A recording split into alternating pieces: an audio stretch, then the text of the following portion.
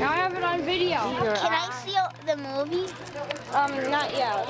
Okay. I don't know how to work the movie. Oh.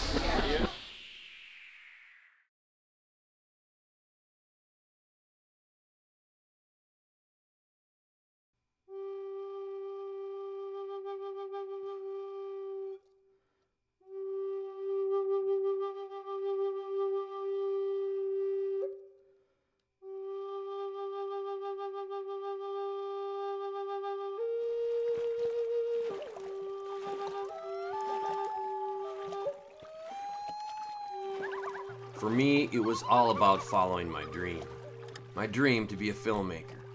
And when I had returned home after my build explore adventure, building a Kevlar canoe and solo paddling it from Ely to Atikokan, I woke up fundamentally changed.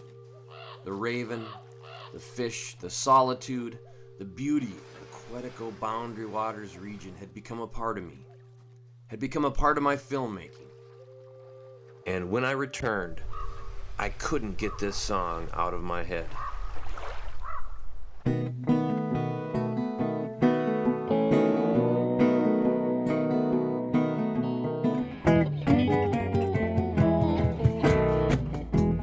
Hold on tight to your dreams. Hold on tight to your dreams.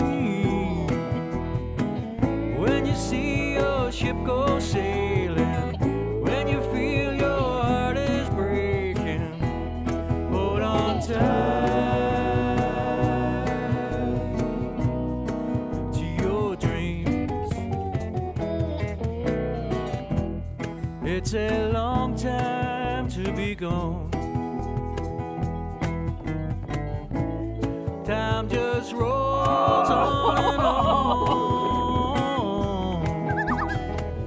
When you need a shoulder to cry on, when you get so sick of trying, hold on tight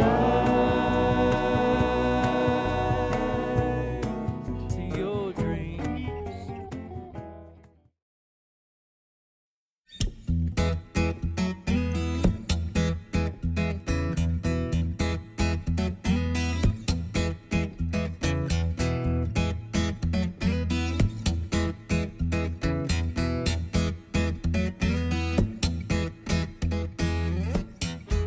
Every journey has to start somewhere.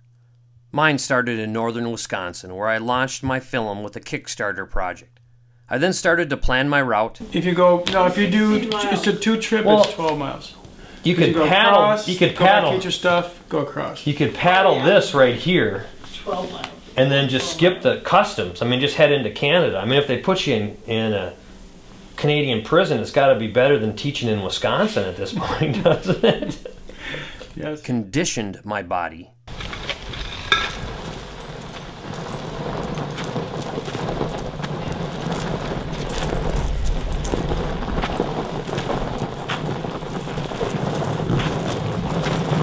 Dehydrated some food. I almost forgot we have our dehydrated beer. Now this right here is a luxury item.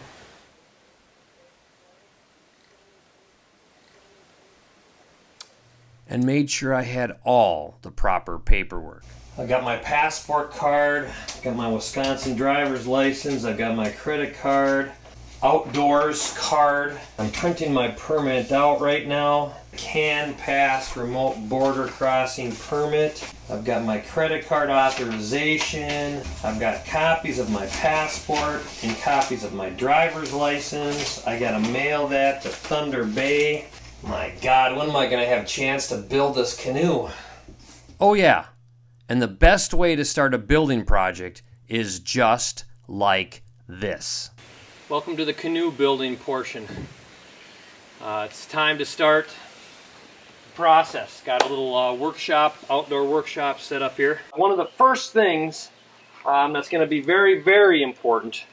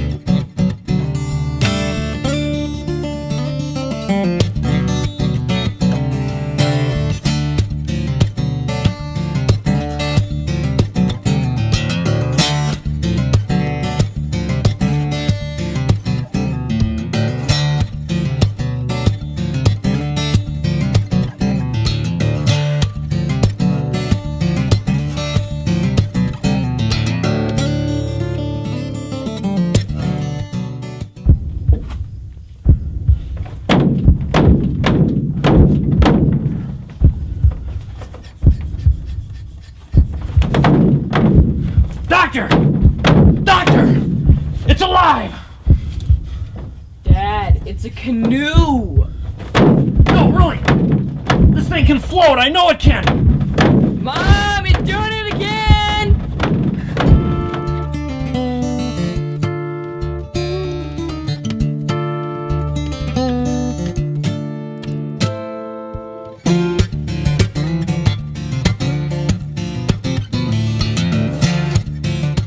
Well, look at this.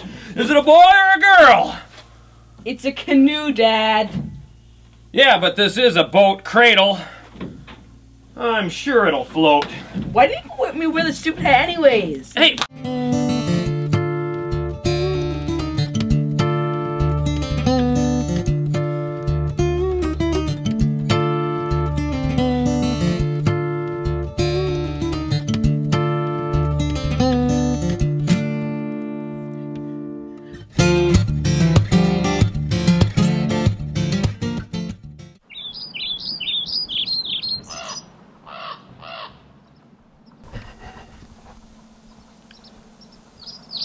Wow.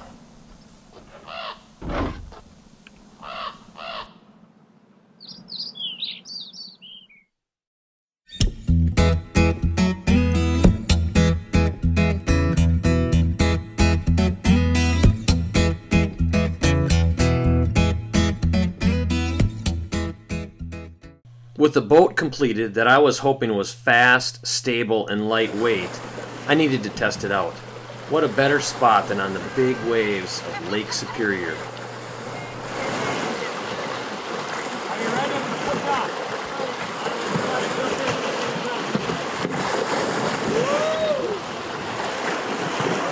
I had invited a group of friends to my favorite beach on Lake Superior in Cornucopia for the naming ceremony. I named it ARGO, which is Greek for swift. The godparents were my good friends Tom and Amy and Ricardo and Ann. I christened this boat ARGO!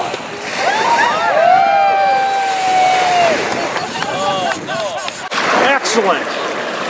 Good riding canoe. Smooth, beautiful, nice lines. Good job, Dave. It was very seaworthy, right? Very seaworthy, and I'm convinced that there are no finer possibilities for adventure. It was funny because I thought this is a dog canoe. It doesn't go anywhere. You look so serious, too. I thought we made a rapid entry into Canada. Cheers to the ARGO. To the ARGO. The ARGO lived up to its name. It proved to be a worthy craft. It felt a bit tippy, but is actually quite stable. A narrow beam and long waterline make this boat track straight and fast. Its high sides have me a bit concerned about windage, but make this boat a heavy hauler, ready for extended wilderness trips. Weighing in at 41 pounds, light and fast are two words which describe it best. The canoe was ready for the trip. The only question now was, am I?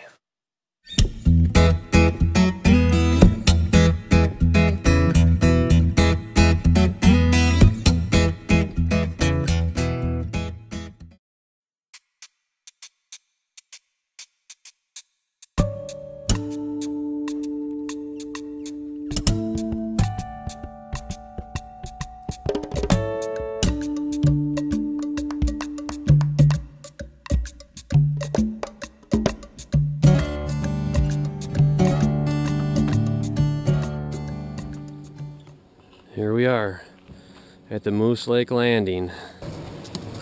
8:39, August 7th. This is it. My journey continues. I don't want to say my journey begins because I've been on this journey for the past month, if not more, building this canoe. But now I'm putting in and on the water.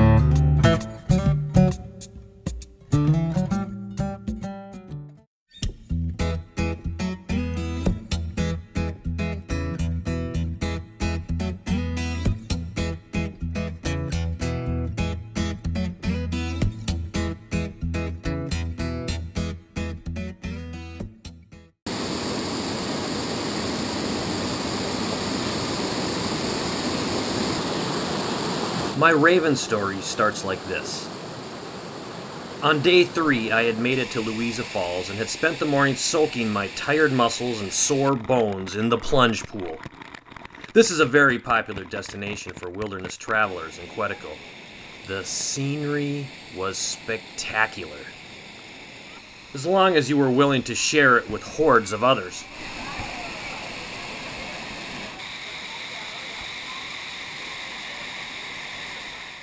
Eventually, I made my way up Agnes Lake. I had a good tailwind, and I knew that I had to take advantage of it, especially when you are canoeing solo. If the wind is at your back, it's time to make some tracks. This area of Quetico has incredible scenery. The lakes are orientated north-south with towering cliffs and scree slopes tumbling down to the shore. As I made my way down the lake, my plans were to paddle to an Indian pictograph located on an island. I had decided beforehand that I was going to honor some of the Anishinaabe elders who had requested visitors to not photograph the pictographs. But as I approached the island and the specific cliff where the painting was located, I noticed a large black bird hopping up the side of the cliff. That was strange. Why didn't that raven just fly to the top? Well, I had my camera on a tripod in front of me, so I quickly turned it on to get some footage of the raven. Inadvertently, I'd also then taped the footage of the pictograph. I couldn't really stop since the wind and waves in the big lake had picked up and blew me right by the site. As I paddled away from the island, I contemplated the karma consequences of getting video footage of the pictographs. Bad karma on a wilderness trip can leave you wet, cold, hungry, injured, or worse yet. Time to unload.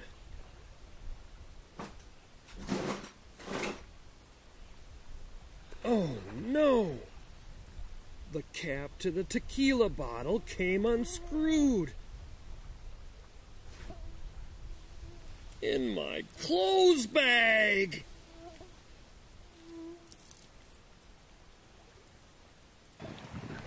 I justified my actions and my good karma that I had been tricked by the raven. Later that day, after I had made my way through a few portages and lakes, I came to Shade Lake. On this lake was another pictograph. This one was tucked back in a sheltered corner of the lake. I was excited to see the painting of a thunderbird. The lake was calm. There was no wind to push me past this painting. There's just around the corner is a thunderbird. Which are many legends and spiritual significance to the Anishinaabe people. So out of respect to the elders and to the spirits that may reside here, I'm not going to show you any video. I'm not going to take any video of this. You know, the people that made these, to me, they're kind of like, I feel a connection to them because with this film I wanted to make my mark. I wanted to let my voice be heard, and whatever the reasons for these cliff drawings, whether they're communication, whether it's spiritual significance, you know, that the person that made that, you know, they made their voice was heard. So I'd like to honor that. I have an offering here of some tobacco. Dave Indigenous Gagish Kitawenga Wikudong Indunjiba. I felt a personal connection to these ancient people and their paintings on the rocks. They told their story by using iron oxide. I was trying to tell mine through filmmaking. You know, I bet if they knew how to make their paintings move, they would. Continuing on my way, I ran into a portage with literally boot-sucking mud. In one of Kevin Callan's Quetico guidebooks, he warned readers about this portage and also told them to stay right. I'm in a little predicament here. This isn't...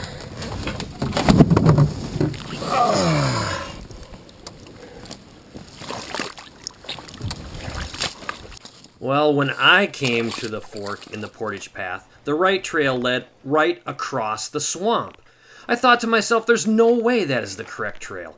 Only a moose would be crazy enough to take that path. Besides, which direction was Kevin heading when he warned readers to stay right? If he was heading the other direction, then right would be the path I'm on. So I took the left path. After one more portage, I started to realize the lay of the land didn't match the map. At the end of the second portage, the lake didn't match at all. Suddenly, my mental image of where I was at didn't match either. I looked at the map and couldn't figure out where I was. Then it sank in. I was lost. Well, okay. I'm temporarily disoriented. Things are going well. I was a little bit behind schedule because I was taking a look at the pictographs, and boy, I stopped for an hour plus lunch to eat a nice smallmouth bass. I'm paddling east when I should, or I'm paddling southeast when I should be going west. So somehow on that portage I didn't take the right one, and I ended up in a different spot. And I looked at the map, and I don't know, you know, it's just a matter of time before I figure it out. But check this out. This is incredible. But this lake is absolutely gorgeous. I'm sitting out on this rock. I'm gonna have some supper, and then try to figure this out. The campsite I chose on Dell Lake was incredible. A small peninsula jutting out into a quiet lake, with another smaller rock poking out of the lake right in front of it. It's a beautiful spot to get some good footage, I thought. The next morning, I had caught a small bass and ate it for breakfast and put the guts out on a rock, hoping to attract some seagulls or maybe even an eagle within camera range. Nothing showed up at all that morning. So I was out on the lake getting some other video when I looked back to camp and noticed a large black bird in a tree right above my camp. A raven. Sure, he shows up when I'm out on the other side of the lake with no chance to get a shot. As I paddled back to camp, the raven helped itself to my fish offering on the rock. Luckily, there was still some fish skin left when I made it back to camp, and I was able to get some footage of the raven. But the trick was on me. Now, it just so happened the raven had been perched on a tree over my camp. It had left a message for me on my tent. So, Mr. Crow, you watch out, because this is not acceptable.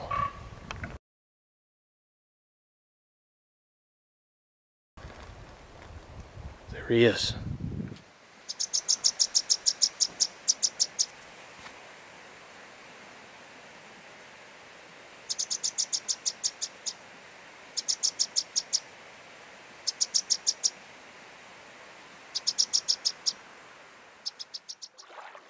The next morning, I realized there was good news and bad news.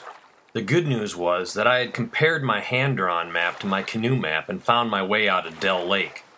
The bad news was I had to take the boot-sucking mud portage again. Yeah.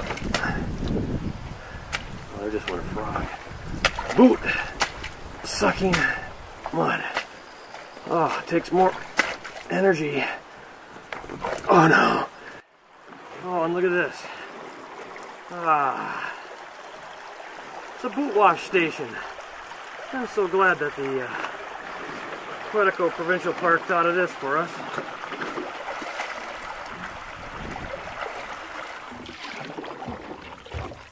As I paddled that day, I contemplated the meaning of my 2 encounters with ravens.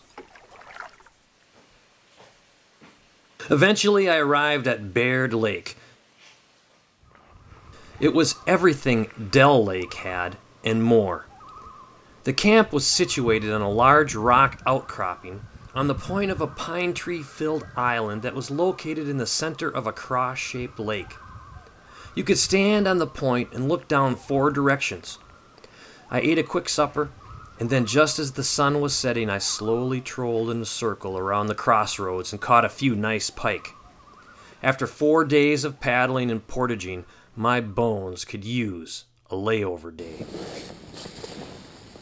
Oh, good morning. Ah, this is my tent. My home. One bad thing of solo is nobody's gonna make you coffee.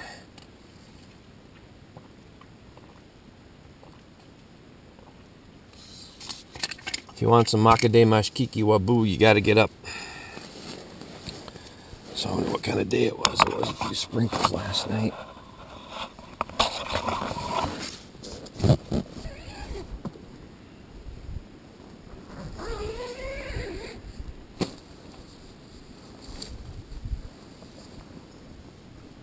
The next morning, I made bannock for breakfast, and a few extra for lunch. Toss it in the fry pan with this little bug stove.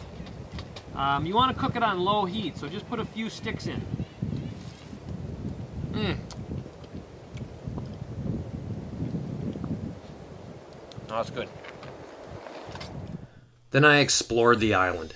From the rocky camp, the pine trees led up to a high point on the south end of the island, where through the pines you could glimpse the light reflecting off the lake in all directions.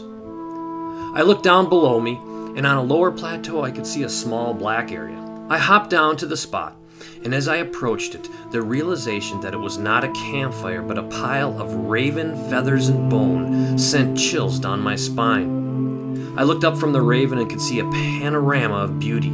The sun glinting off the water, the wind gently blowing through the pines. This raven didn't accidentally die here. He came here as his final resting place. This was a raven's grave. This is hugely significant, and this is spiritually extremely powerful. So I'd like to pay respect to that. I've got some tobacco here, and I know it's not in my culture, whatever my culture is, but I would like to offer some tobacco to the spirit of the raven. To me, the raven was a messenger. And messengers from the spirit world are not something one should take lightly. The meaning was deep. My quest to be a filmmaker was real, and I should be mindful. I should look, listen, think, and feel. I could spend the rest of my life at this spot. I wouldn't have minded dying like the raven did. But the sound of the falls roaring in the distance, even though it was miles away, sinks into your conscience. It's like we are drawn to the power of water, swirling, slamming, gushing over a rocky drop between the lakes. It was time for me to move on.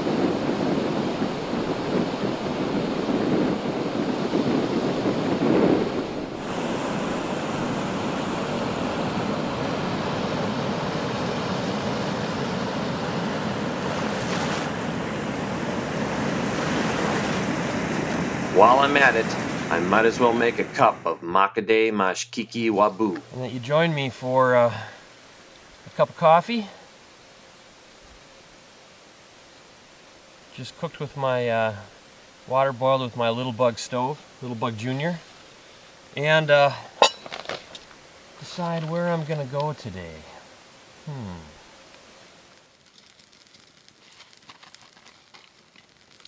You know, there are many ways a man can make a cup of coffee in the wilderness. The cowboy method involves dumping the grounds into a pot of water, boiling the crap out of it, and then employing various methods to get the grounds to settle. A musical man can bang on the pot. A religious man can say a quick prayer. A practical man can stir the pot. A biological man can add eggshells. A natural man can use his teeth to strain the grounds. A scientific man can use centrifugal force to get the grounds to settle.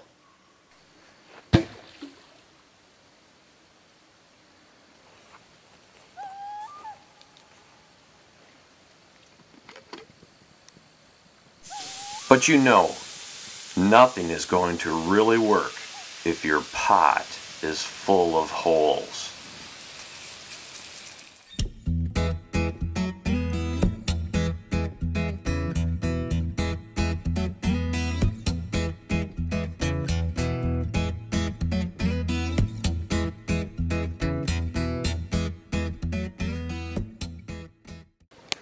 Tonight's story is Bob the Walleye.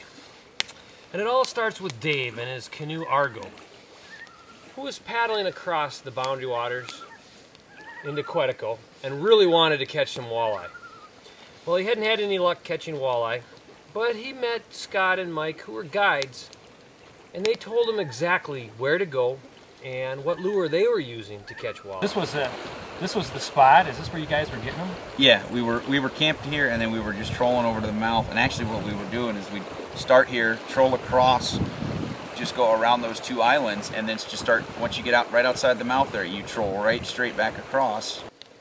So Dave accepted their quest, and he paddled his canoe to the spot, and he casted his line over the side of the canoe at the same spot that they told him, and he, sure enough, like magic, he caught a walleye.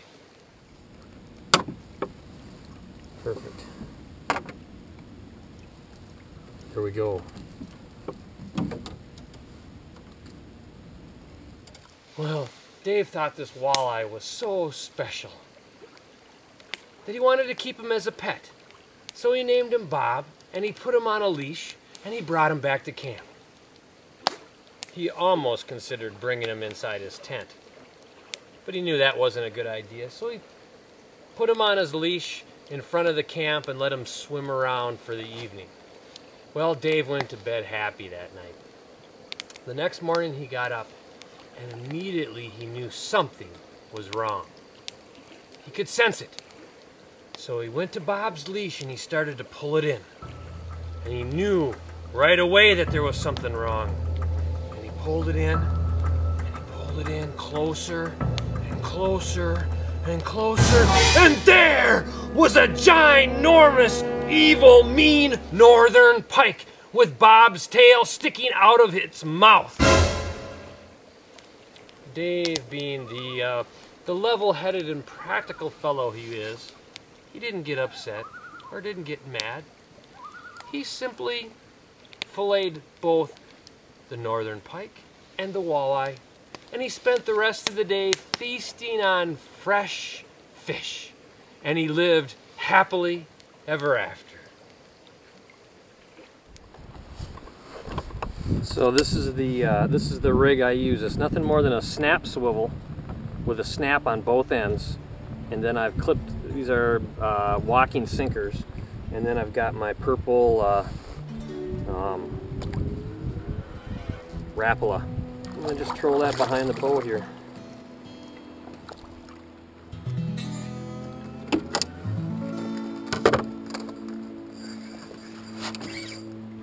There we go.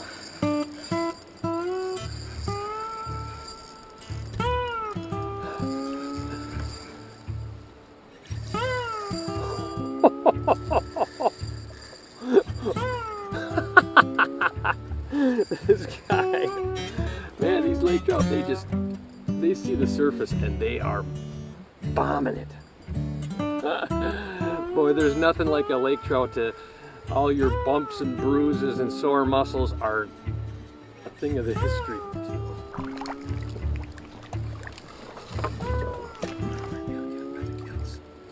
Here we go. Beauty. Oh yeah. Quetico Filmmakers. Okay, so I'm going to attempt to cook this trout as a shore lunch in foil. And usually you need a grate. So here's my idea. There's been some beaver activity in the area, so I've got some beaver cuttings here.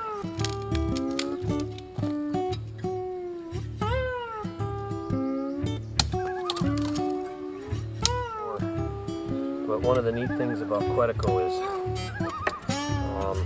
you know, having the freedom to camp where you'd like, and you know, generally people are respectful with their fires and their toilet paper.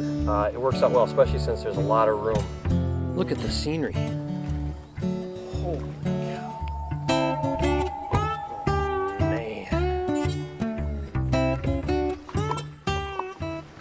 Fire going. I'm going to get a fire going first.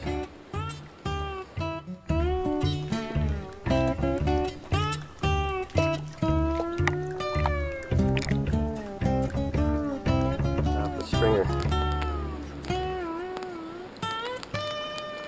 Beauty though.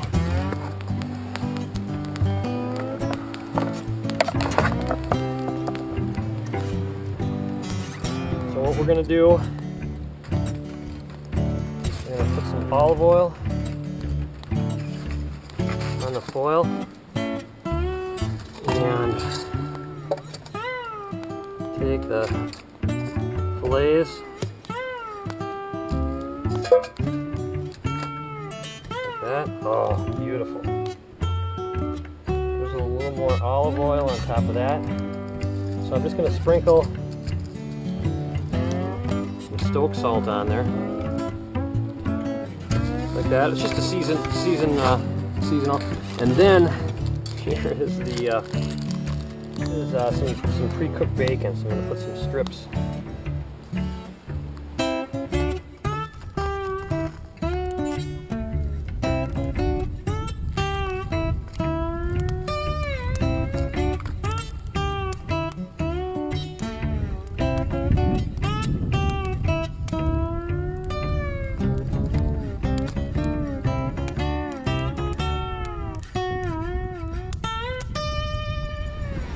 I'm going to check.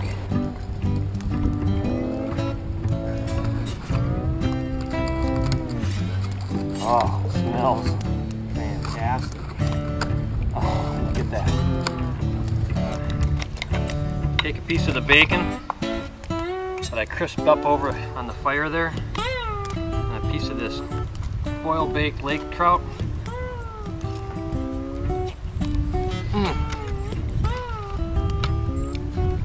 Wow. I wish I could share some with you. Oh, wow. It was as if I was meant to be at this spot, at this time, catching the trout, finding the beaver sticks, the perfect campfire with a backdrop of spectacular scenery. It was definitely reaffirming my quest to be a filmmaker. Don't get much better than this.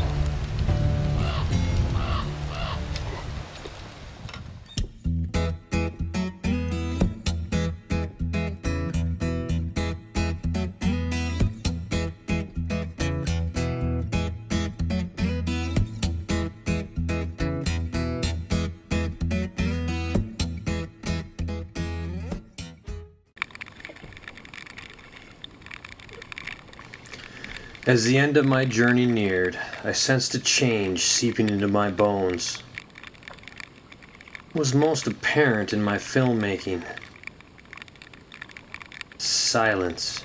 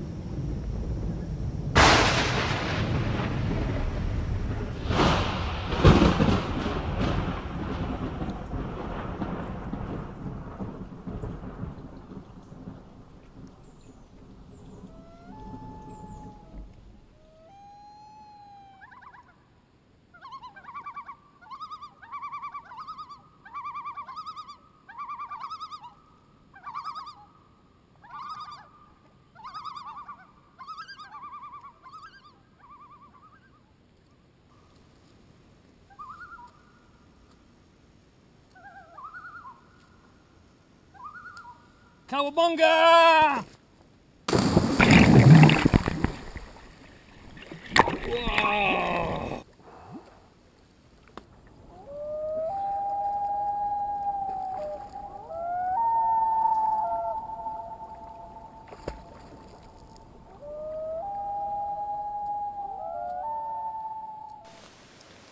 Well, there goes the sun.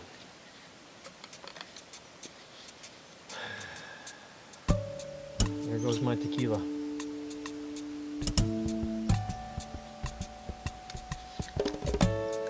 It says find Chris now. I hope she'll be there tomorrow morning. My last few paddle strokes of the journey. Hoping my wife will be waiting for me on the shore. I remembered the Kevin Callan quote. The canoe trip I'm looking forward to the most is my next. Hey! Wow! You made it! Oh, honey! Oh, honey! You're here! Oh! My canoe Argo had been like a friend. It had been my home for the last 13 days. And when I stepped out of it for the last time, there was something fundamentally different about me. There was a peace, a stillness that I carried inside of me. My trip had ended, but in a way it was more of a commencement. Building the Argo, meeting the Raven, seeing the rock paintings, and yes, even the northern pike were messengers, whose message was clarified and enhanced through the silence and solitude of the wilderness. They had all left their mark on me, and I knew then that my dream to be a filmmaker had just begun.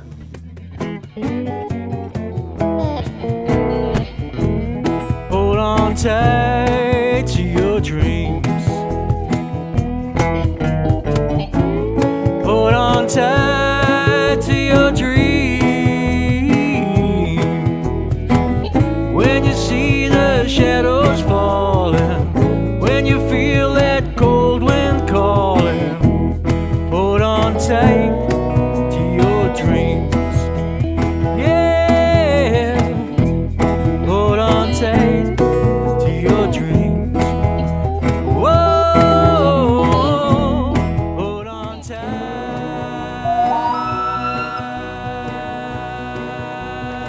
No. Cut. No.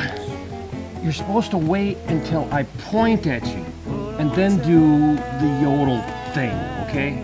So let's try this. Broad scene, Biard Lake, take two. To your